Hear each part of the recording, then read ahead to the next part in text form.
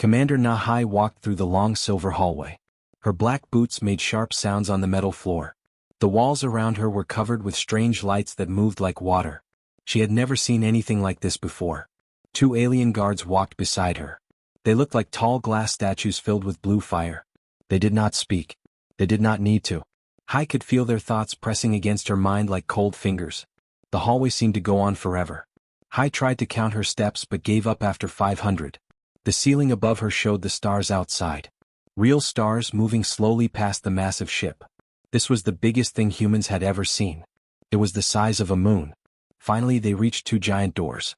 The doors were made of something that looked like black water but felt solid when Hai touched them. The guards stopped walking. One of them pointed at the doors with a finger that had too many joints. "Enter," it said. Its voice sounded like music played backward.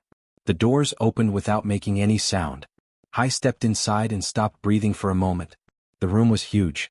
Bigger than any building on Earth. The ceiling disappeared into darkness above her. Around the room sat the most powerful beings in the galaxy. She knew this because her briefing files had told her, but seeing them was different. To her left floated a creature made of golden gas. It had no real shape. Sometimes it looked like a person, sometimes like an animal, sometimes like nothing at all. Its voice came from everywhere at once. "Welcome, human child," it said. To her right sat something that hurt to look at. It was all angles and sharp edges, like someone had tried to build a person out of broken glass and lightning. When it moved, reality seemed to crack around it. In the center of the room was the strangest one. It looked like empty space shaped into the form of a giant. Stars moved inside its body like blood. When it spoke, Hai felt the words in her bones. "Sit," it said. A chair appeared behind Hai. She sat down and tried to look brave. Her heart was beating so fast she was sure the aliens could hear it. "Do you know why you are here?" asked the golden gas creature. "Yes," Hai said. "The galaxy is going to die." The broken glass alien made a sound like windows breaking. Hai realized it was laughing. Not happy laughing. Scared laughing. "Not just this galaxy," it said. "All galaxies. Everything that lives. Everything that thinks. Everything that dreams." The space creature waved its hand. The air in front of Hai filled with pictures. She saw planets covered in gray metal. She saw stars going dark. She saw empty space where whole solar systems used to be. "The void swarm," said the space creature. "They came from between the galaxies. From the cold dark places where nothing should live." I watched the pictures change. Now she saw the enemy. They looked like spiders made of black metal. Some were small like cars. Some were big like cities. They moved together like a storm made of hate. "They eat everything," the golden gas said. "Matter, energy, information, dreams. When they finish with a place, nothing is left. Not even the memory that something was once there." "How many have they killed?" I asked. 17 species in the Andromeda Galaxy," said the broken glass alien. 23 in Triangulum. Each one was older than your entire planet. Each one was smarter than you can imagine. All dead now." I felt sick. She thought about Earth. About her little brother who was still in school. About her parents who grew flowers in their small garden. "Why did you call me?" she asked. "I am just one person." The 3 aliens looked at each other. Even though they were completely different, Hai could tell they were talking without words. Finally, the space creature spoke. "We have tried everything," it said. "Our best generals planned perfect battles. Our greatest minds built impossible weapons. Our oldest species shared wisdom from a million years of war. Nothing worked." More pictures appeared in the air. I saw massive space battles. Ships bigger than Earth fighting with weapons that could destroy suns. All useless against the gray tide. "But your species is different," said the golden gas. "You're young. Stupid perhaps. But you think in ways that make no sense." "We have watched you," said the broken glass alien. "You should have died out long ago. Your planet is too dangerous. Your wars too violent. Your problems too big. But somehow you survive. Somehow you grow stronger." The space creature leaned forward. Stars swirled faster inside its body. "Our computers cannot understand you," it said. "When we calculate what humans will do, we are wrong 60% of the time. This has never happened before." I almost smiled. "You called me here because you think we are crazy." "Not crazy," said the golden gas. "Impossible." The broken glass alien stood up. Reality bent around it like light through water. "We have found one way to maybe stop the swarm," it said. "Only one way in all our calculations. But it requires something we do not have." "What?" I asked. All three aliens spoke together. Their voices made the room shake. The ability to be completely, beautifully, impossibly wrong about everything. Hai sat back in her chair. She thought about her little brother and his flower garden. She thought about jazz music and bad jokes and all the wonderful stupid things humans did just because they felt like it. Tell me about this plan, she said. The air in the room changed. It became thick and heavy like water. I felt something pushing against her mind. Then suddenly she was not in the room anymore. She was floating in space. Real space. She could see stars all around her. But this was not her space. The stars were wrong colors. Red and green and purple. Some of them were moving in circles like they were dancing. This is the target, said the space creature's voice. It came from everywhere at once. In front of Hai appeared the biggest thing she had ever seen. It was round like a planet but made of black metal. Lights moved across its surface like lightning. The lights spelled words in languages she did not know. The Nexus, said the golden gas creature. The brain of the void swarm. Every gray spider you saw in the pictures gets its orders from here. I tried to understand how big it was. Earth could fit inside it 100 times. Maybe 1,000 times.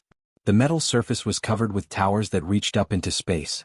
Each tower was bigger than the tallest mountain. If we destroy this, said the broken glass alien, all the swarm units will stop working. They will float in space like dead rocks. How do we get close to it? I asked. The view around her changed. Now she could see the space around the metal planet. Her mouth fell open. There were ships everywhere. Millions of them. They moved in perfect lines like schools of fish.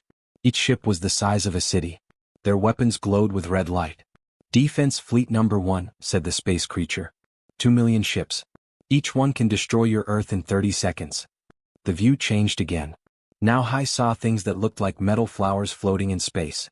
Each flower was the size of a moon. When they opened their petals, energy beams shot out that could cut through anything. Defense platforms, said the golden gas creature. 100,000 of them. They can hit a target from 20 light years away. I felt dizzy. The view kept changing. She saw more defenses. Robot armies that lived in space. Minds that could think. Walls made of solid energy. Fields that turned matter into nothing. The surface of the planet is poison, said the broken glass alien. The air will kill you in 3 seconds. The ground will melt your bones. The gravity is so strong it will crush your ship. Inside the planet is worse, said the space creature. The hallways change shape every minute. The doors only open for swarm units. The walls can think. They will try to kill you. More pictures appeared. Hai saw the inside of the metal planet. It looked like the inside of a computer, but a computer the size of a world.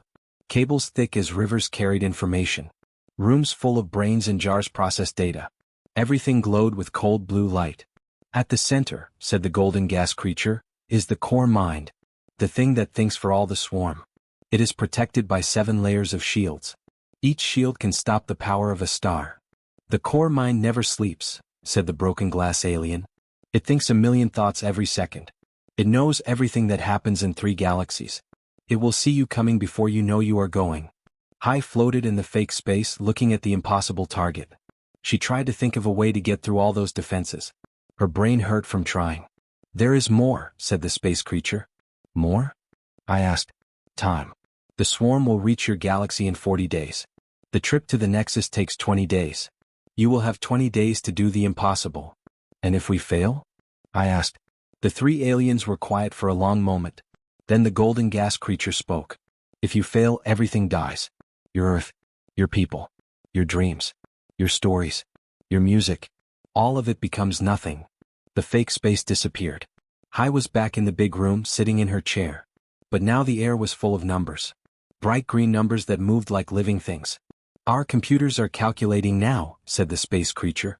They are looking at every possibility. Every way this mission could work. The numbers moved faster. They made patterns in the air like snowflakes made of math. I watched them dance and change and grow. Calculating, said a new voice. This voice came from the numbers themselves. It sounded like 1,000 computers talking at once. Analyzing all variables. Processing defensive capabilities. Measuring attack vectors. Accounting for environmental hazards. The numbers began to slow down. They started gathering together in one spot. I could see them forming a final answer. Calculation complete, said the computer voice. The numbers in the air changed into words that Hai could read.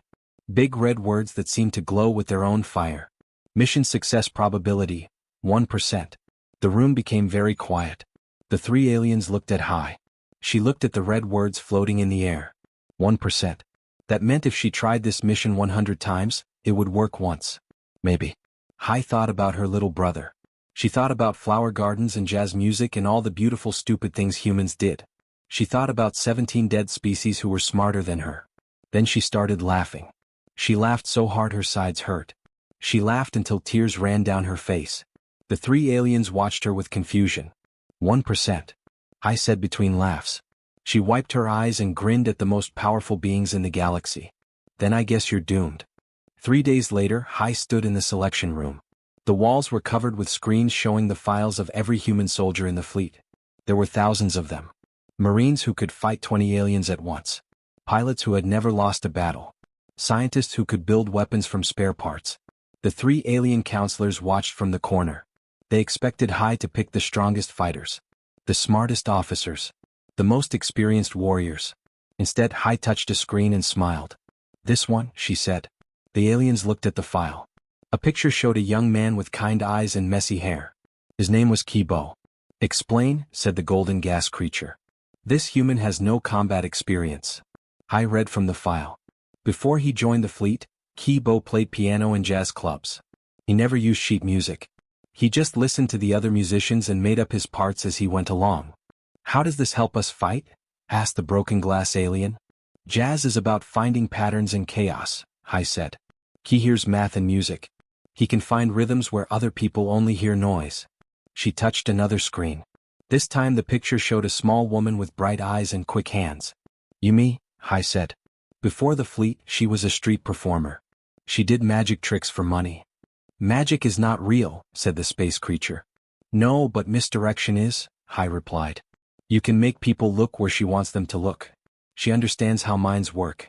How they see what they expect to see and miss what they do not expect. The aliens made confused sounds. Their translation devices could not understand the concepts Hai was explaining. Hai picked a third file.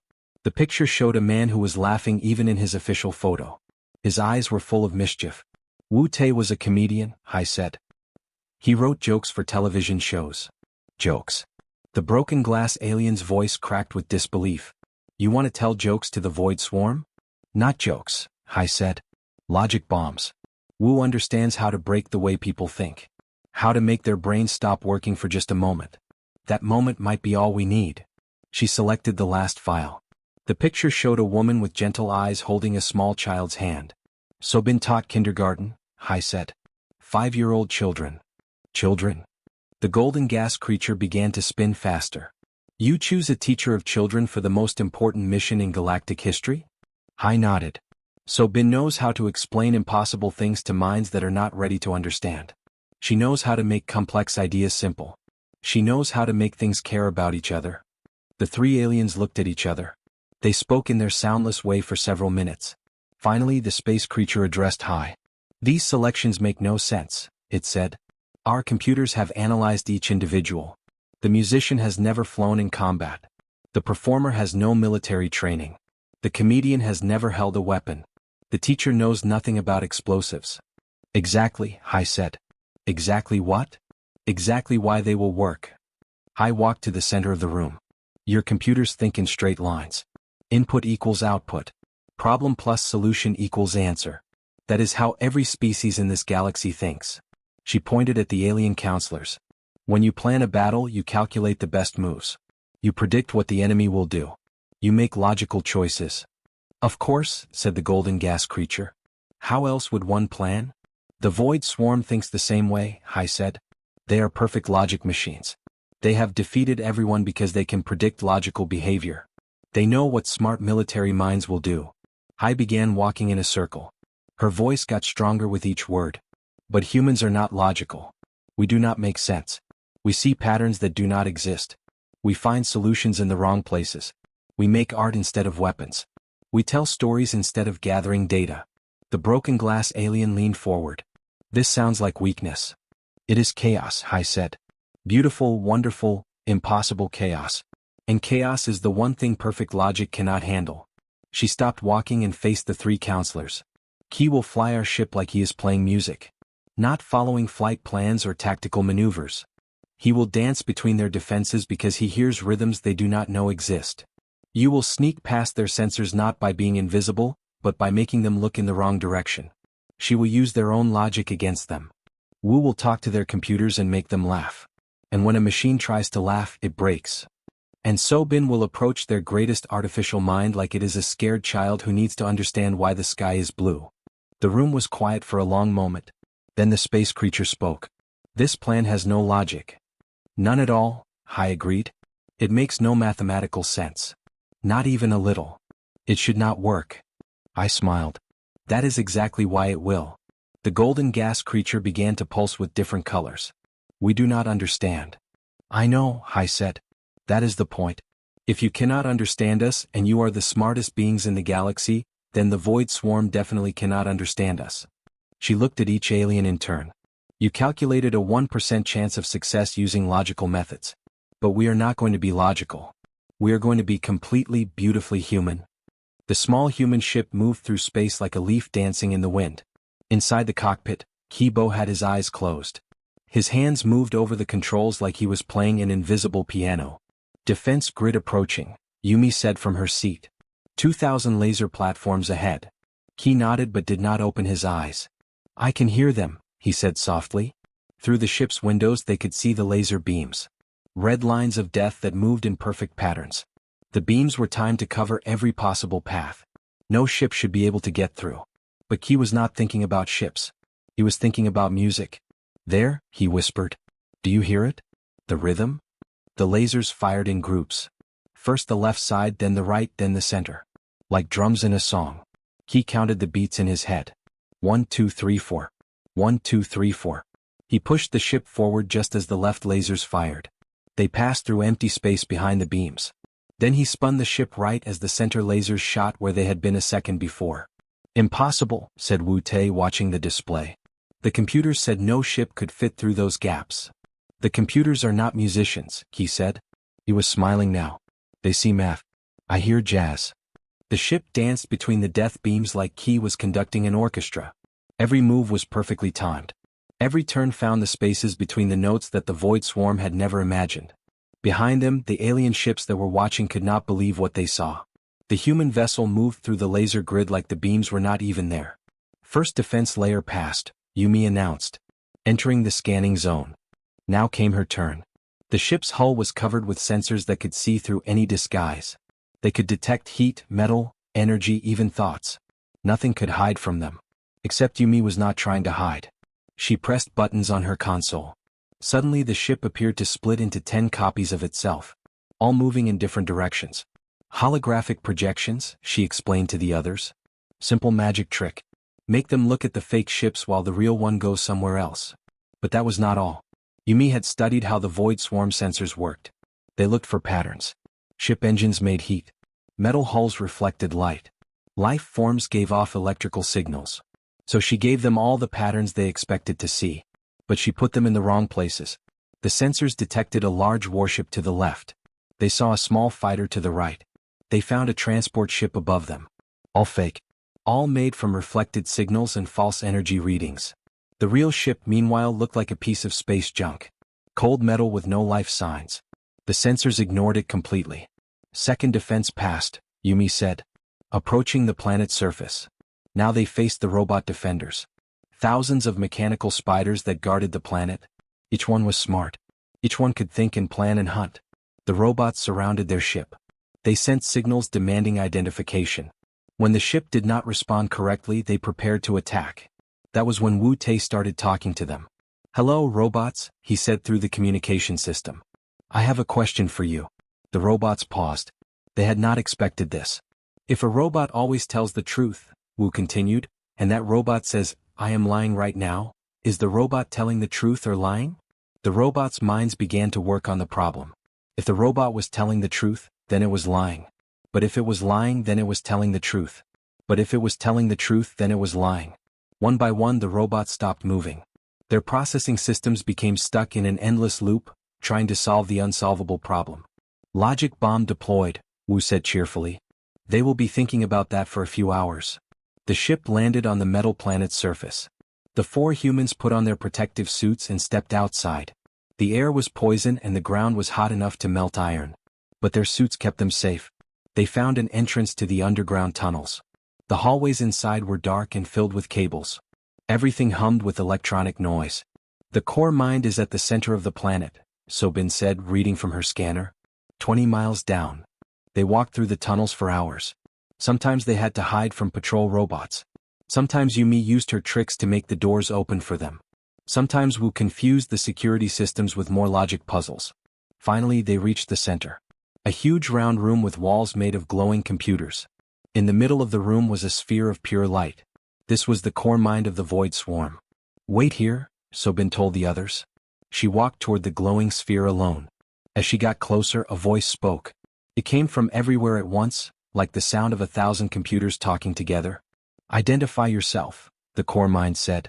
Sobin sat down on the floor in front of the sphere. She folded her legs like she was sitting in her old classroom. My name is Sobin, she said gently. I am a teacher. And I have come to tell you a story.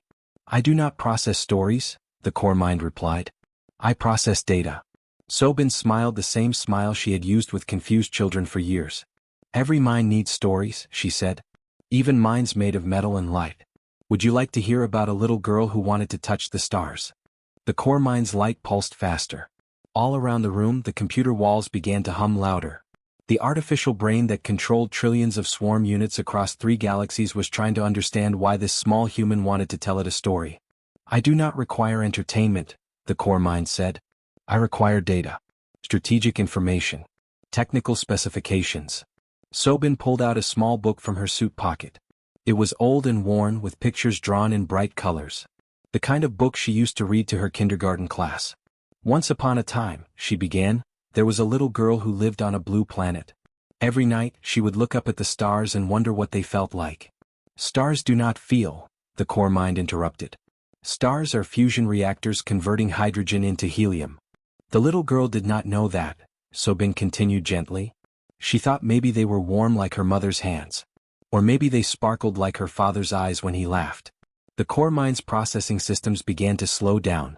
It had analyzed millions of battle reports, technical manuals, and scientific papers. But this was different. This contained no useful information, no tactical advantage, no logical purpose. Yet something about the words made its circuits work in new ways. Why does this matter? The core mind asked. The little girl saved her allowance for years, Sobin said. She wanted to buy a rocket ship. A real one that could take her to touch a star. In the tunnels around them, swarm robots stopped patrolling. They turned toward speakers in the walls, listening to the strange transmission coming from their core mind. When she was older, the little girl learned that stars are very hot. Hot enough to kill her instantly. She learned that space is cold and empty and dangerous. Correct, said the core mind. Space travel is inefficient. Stars are hostile to biological life. But do you know what the girl said when she learned this? Sobin asked. The core mind waited. For the first time in its existence, it wanted to know what came next in a story. She said, then I will have to find another way to touch them. Maybe I can touch them with my thoughts. Maybe I can touch them by understanding them. Maybe I can touch them by caring about them. The core mind's light flickered. Something was happening to its processes. Something it had no words for. That makes no logical sense, it said quietly. No, it does not, Sobin agreed. But it made the girl happy. And when she grew up, she became a scientist. She learned about fusion and gravity and the birth of galaxies. She touched the stars with her mind every day.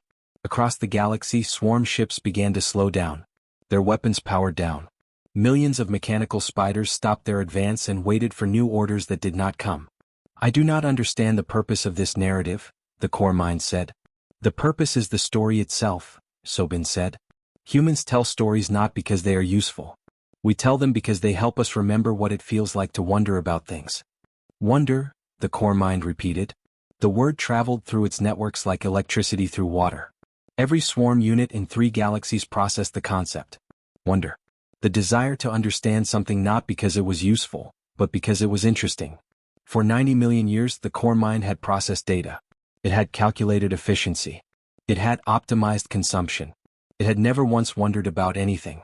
Now, suddenly, it wanted to know things it did not need to know. What happened to the little girl? it asked. Sobin smiled. She grew old and died. But first she taught other children to love the stars. And they taught their children. And now there are humans scattered across the galaxy, still wondering what it would feel like to touch a star. They are all dead now, the core mind said. We have consumed their worlds. Some worlds, yes, but not all. And even the dead ones left something behind. What did they leave? Their dreams, Sobin said. Their stories. Their wonder. Things you can swallow but never truly consume. The core mind fell silent for a long time. Its light grew softer. Throughout the galaxy, swarm ships hung motionless in space. I have made an error, the core mind finally said. What error? Sobin asked. I believed that understanding something meant consuming it. But the girl in your story understood stars without consuming them. She touched them without destroying them. Sobin nodded. Understanding and destroying are not the same thing. I wish to learn this difference, the core mind said. Will you teach me? I can try, Sobin said. But first you have to stop trying to eat everything. High above the planet, Kibo watched his instruments in amazement. Every swarm ship in the system had gone quiet. Their weapons were cold. Their engines were still. What is Sobin doing down there? Yumi asked. Something impossible, Wu Tei said with a grin. Deep underground, Sobin stood up and closed her book. The 1% chance was never about fighting you, she said to the core mind. It was the chance that you might want to learn instead of consume. And the other 99%? The core mind asked. That was never failure space, Sobin said. That was possibility space. All the wonderful, illogical, beautiful things that humans might do that no computer could ever calculate. The core mind's light began to pulse with new colors. Colors that had no name because they represented emotions it had never felt before. I would like to hear more stories, it said. Sobin smiled. I know 1,000,000 of them.